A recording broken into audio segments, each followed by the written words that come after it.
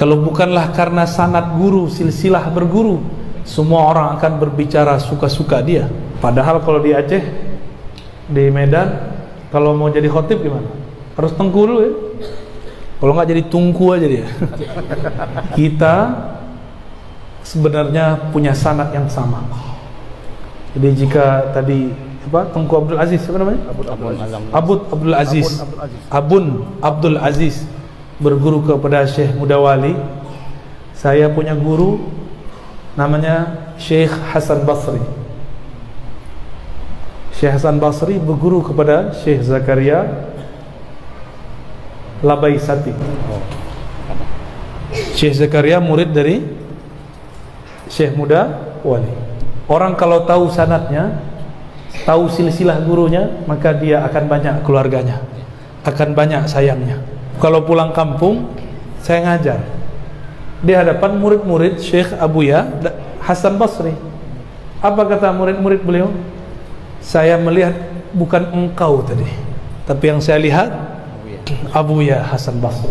Karena dia tahu ini bukan gaya Ar-Razi, ini gaya gurunya Ar-Razi. Itu yang disebut di hadis tadi, fa'addaha kama sami'aha. Maka yang murid-murid itu nanti akan bergetar menangis. Kenapa? Rindunya terobati kepada gurunya. Niatkan di hati, saya ingin berguru kepada Tengku, berguru kepada Buya, kepada Syekh, Tuan Guru. Maka Allah akan kumpulkan kita nanti bersama mereka. Ini adalah multi level marketing yang sesungguhnya. Maka jangan ragu, memulai wakaf dengan diri kita sendiri dan ajak orang lain. Jadi kalau belajarnya full lewat channel yang resmi, itu beliau izinkan. Dapatlah sami'a min ba'id, mendengar dari jauh. Tapi kalau zaman dahulu sami'a harus datang kepada ahlinya. Seperti yang sering saya sampaikan, Imamun al-Bukhari dari Bukhara, Uzbekistan, datang ke Makkah sekedar mendengar hadis innamal a'malu binniyat. Padahal hadis itu beliau sudah dengar di Uzbek. Cuma beliau ingin mendapatkan riwayat ahli Makkah, murid dari Imam Syafi'i, Imam Al-Humaidi.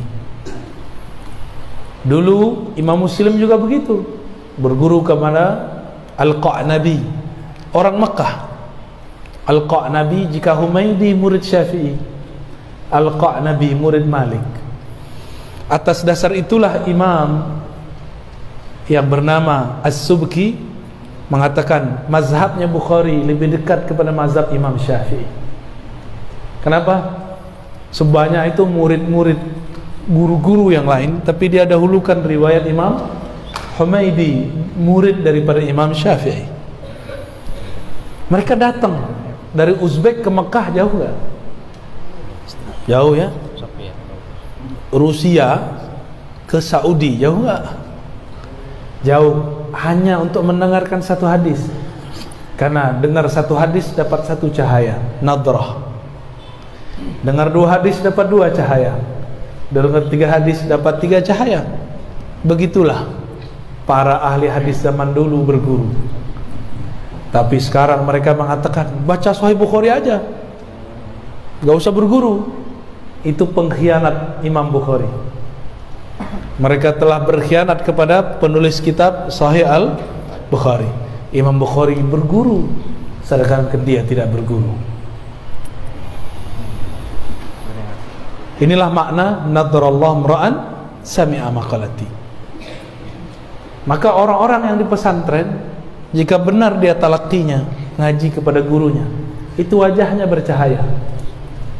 Cahaya di situ artinya adamul huzni, tidak ada kesedihan yang berarti. Dia tahu cara menghadapi hidup. Ini santri-santri ini, walaupun di rumahnya kaya, tapi kalau kita bawa makanan itu berebut. Dan asik, melihat santri berebut itu asik. Benar gak? Benar dek?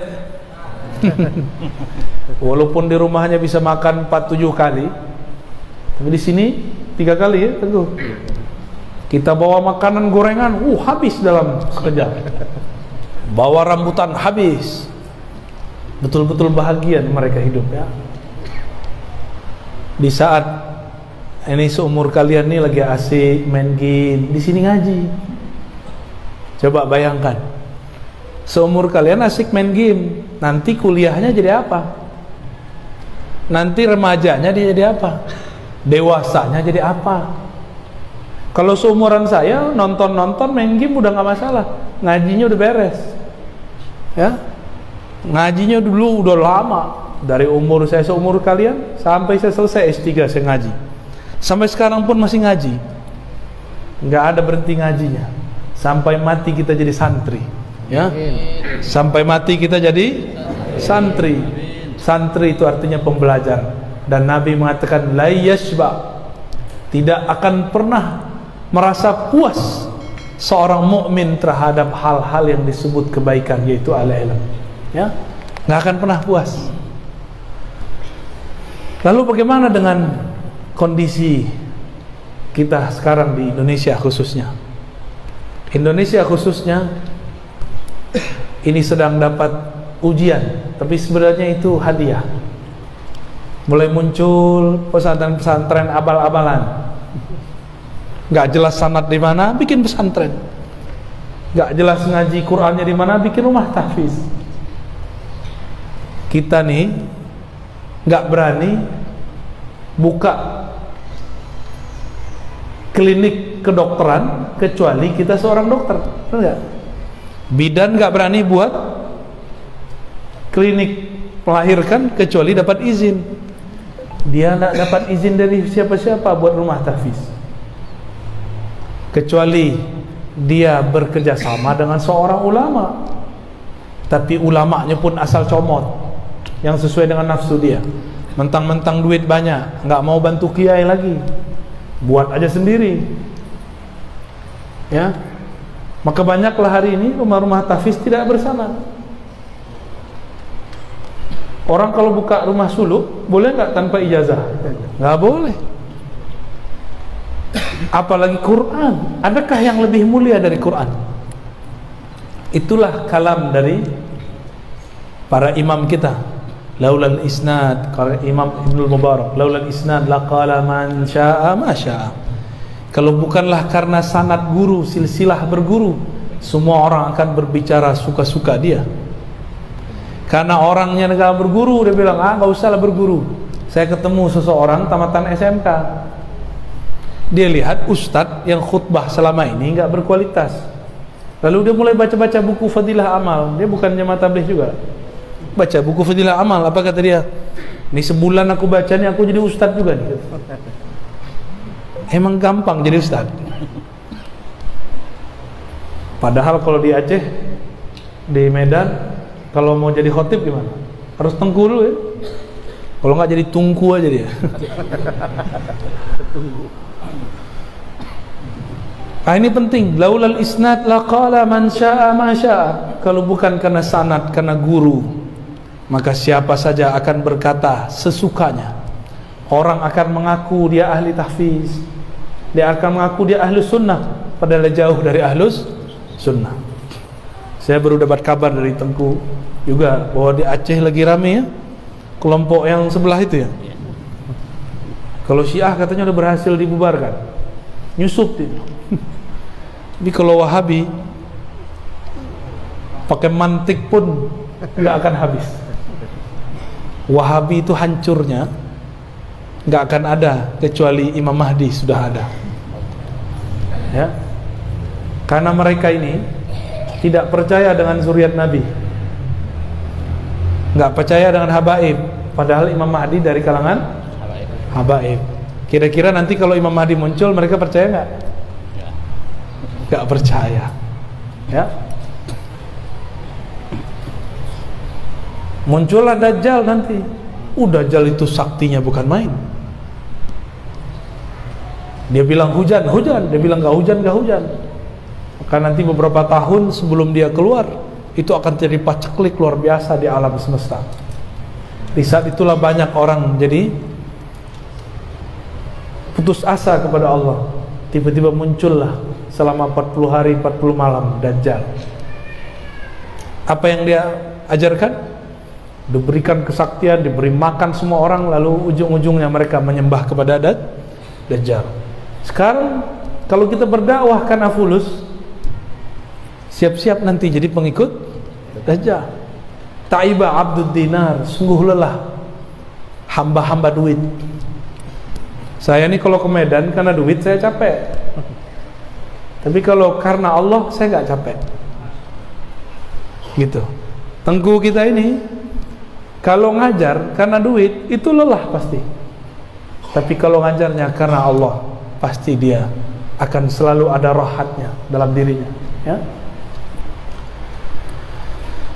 Sekarang banyak pesantren sudah dia juga bingung kayaknya, mungkin kiainya tidak pakar juga banyak ilmu, dia gantilah kitab akidahnya menjadi akidah kelompok sebelah. Jangan-jangan di Aceh sudah mulai muncul, di Medan sudah mulai muncul, udah mulai ya. Kitab yang diganti itu kitab tauhidnya, ya, Saleh Fauzan, itu mulai dipakai. Padahal kitab itu berbahaya sekali. Salawat anak-anak ini nanti disebut bid'ah, disebut menyerupai Nasrani karena Maulid Nabi Sallallahu Alaihi Wasallam. Banyak PR kita nanti nih. Maka saya senang sekali para tengku kita ini masih mau duduk. Ini santri-santri ini berat telur. Kalau tidak dijaga terus oleh induknya 21 hari, maka telurnya masuk angin. Kalau santri berapa tahun, Tengku? Minimal 6 tahun. Itu masa kalian nanti menetas ilmunya. Nanti menetas insya Allah. Kalau tengkunya sering keluar-keluar seperti saya ini, kan sering keluar-keluar, maka nanti masuk angin lah. Jadi kita bagi-bagi tugas. Ada yang keluar-keluar, ada yang tetap di pondok, ya. Yang di luar ini manas-manasin yang di dalam. Ya, biar tetap semangat di dalam. Tapi saya nggak tahu juga ke depan bagaimana. Apakah nanti saya juga akan bermukim di satu tempat, ya. Karena selama ini saya lama di pesantren terus keluar. Ini baru 2 tahun riwa-riwi setelah keluar. Tapi kemudian kita buat pesantren virtual, pesantren bid'ah, pesantren al-yutubiyah. Bapak Ibu yang makan Allah, adinda, para santri,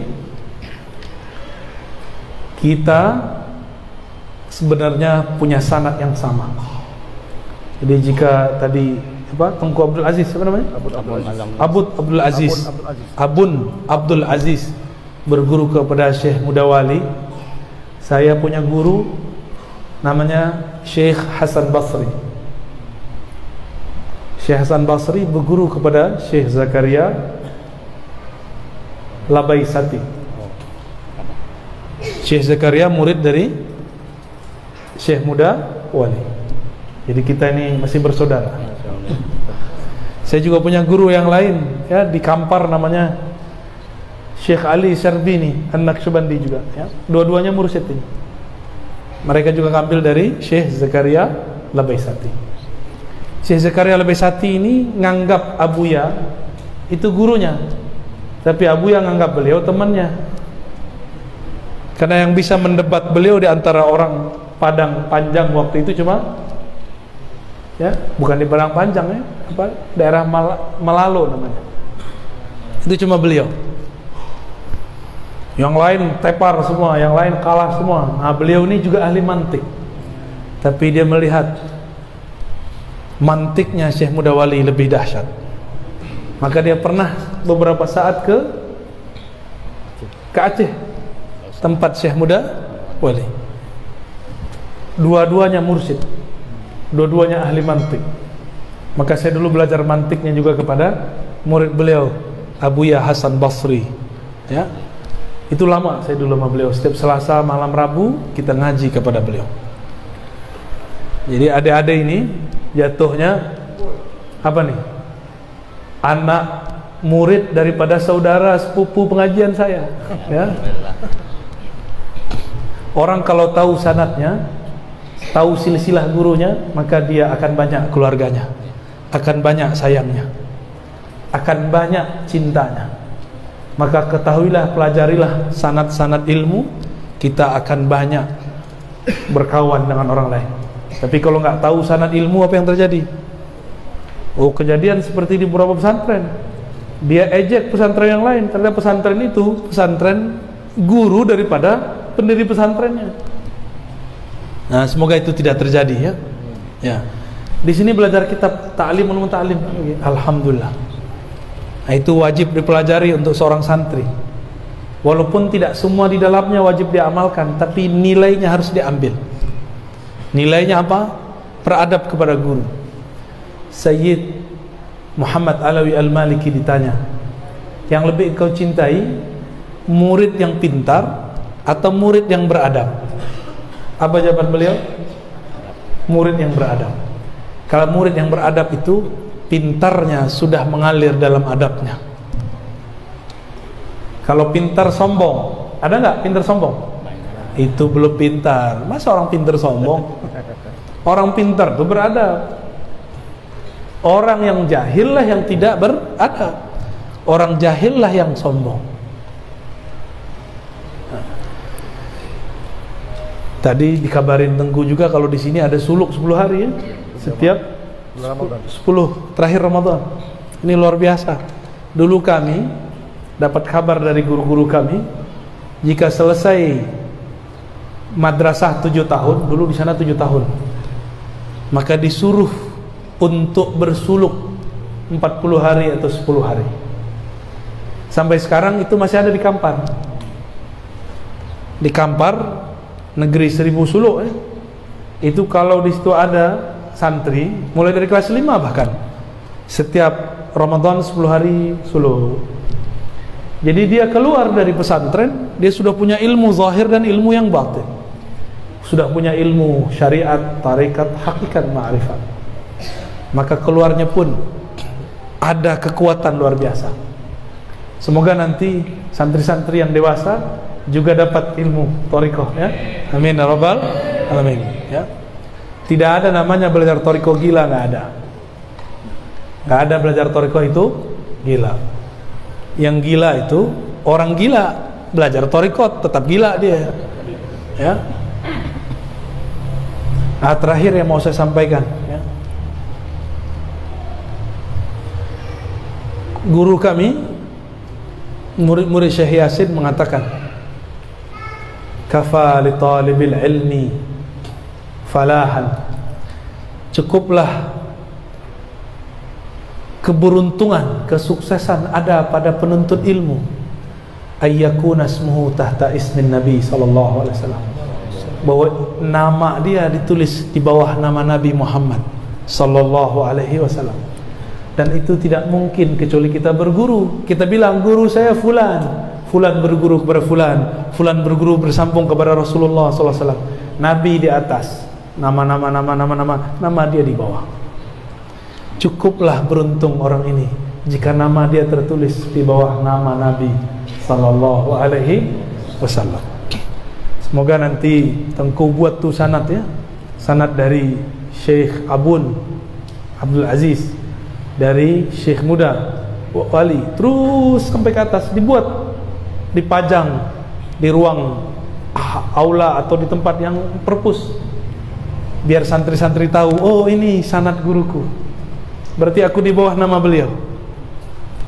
Itu sudah cukup. Nanti Rasulullah akan tanya, mana muridmu? Si guru nyari muridnya, murid nyari muridnya, murid nyari muridnya. Begitulah sampai kiamat. Mereka datang pada hari kiamat berbondong-bondong, zumara, seperti rantai, musalsalan, seperti rantai. Maka karena kita berguru, nanti akan ada murid tua ngomong gini, saya ngelihat kamu mengajar, saya seakan melihat guru kita yang ngajar. Pernah gitu nggak? Jadi saya sering kalau pulang kampung, saya ngajar di hadapan murid-murid Syekh Abuya Hasan Basri. Apa kata murid-murid beliau? Saya melihat bukan engkau tadi, tapi yang saya lihat Abuya Hasan Basri. Orang kalau berguru begitu, karena dia tahu ini bukan gaya Ar-Razi, ini gaya gurunya Ar-Razi. Itu yang disebut di hadis tadi, fa'addaha kama sami'aha. dia mampu menjelaskannya sebagaimana dia mempelajarinya. Maka yang murid-murid itu nanti akan bergetar menangis. Kenapa? Rindunya terobati kepada gurunya. Itulah yang terjadi pada sahabat Abu Bakar, Umar, Utsman, Ali, para sahabat Abu Darda, Abu Zar, ketika Sayyidina Bilal baca asyhadu anna Muhammadar Rasulullah, semua menangis, beliau pun pingsan karena teringat Rasulullah ada di hadapan. Rasulullah ditunggu-tunggu setiap 5 waktu. Sungguh beruntung orang berguru, hatinya lembut, sangat lembut sekali. Sungguh beruntung orang punya sanad, hatinya tidak pernah keras. Kalau dia ngajar pun tidak pernah penat. Karena dia kalau lelah, dia cukup ingat gurunya. Gurunya semangat dulu ngajar, maka dia semangat lagi. Semoga semua yang hadir rela mengatakan dirinya, saya murid dari Syekh Fulan, Ustadz Fulan, Tengku Fulan, sehingga nama dia ada di bawah nama Nabi Muhammad sallallahu alaihi wasallam. Niatkan di hati, saya ingin berguru kepada Tengku, berguru kepada Buya, kepada Syekh, Tuan Guru. Maka Allah akan kumpulkan kita nanti bersama mereka. Almar'u ma'a man ahabba. Seseorang bersama dengan yang dia cintai. Kirim-kirim Fatihah untuk guru kalau sudah wafat. Kirim hadiah untuk guru yang masih hidup. Ya, kalau guru masih hidup, kasih hadiah. Senangkan dia. Dia sudah susah ngurusin umat. Ya, kalau dia sudah wafat, suruh kirim Fatihah. Kalau masih hidup, kirim Fatihah. Ya begitu aja ya. Jangan pikir-pikir kalau mau bantu guru. Mereka adalah wali-wali Allah di muka bumi. Ya, walaupun mereka bilang saya bukan. Ya karena mereka memang tidak merasakan, nggak kepedean merasa dirinya wali. Itulah tawaduknya para masyayikh, para guru. Saya doakan yang hadir, semoga namanya dicantumkan di bawah nama-nama para masyayikh, di bawah nama Nabi sallallahu alaihi wasallam. Tuba liman ra'ani wa amana bi, tuba liman ra'ani wa liman ra'a man ra'a man ra'a man ra'a man ra'ani. Beruntung orang melihat, orang yang pernah melihat Rasulullah, atau yang melihat. Itulah sanad sampai sekarang. Pandanglah guru, pandanglah yang di belakangnya, Rasulullah sallallahu alaihi wasallam. Mungkin tidak ada tanya jawab Tengku ya. Saya mohon izin. Ya, kita doa aja ya. Kita kirimkan surah Al-Fatihah untuk guru-guru kita, Syekh Mudawali, Syekh Abun Abdul Aziz, juga para Tengku di sini, para masyayikh, pendiri ma'had, pimpinan ma'had, para guru-guru, para orang tua, para santri. Al-Fatihah. Alhamdulillah.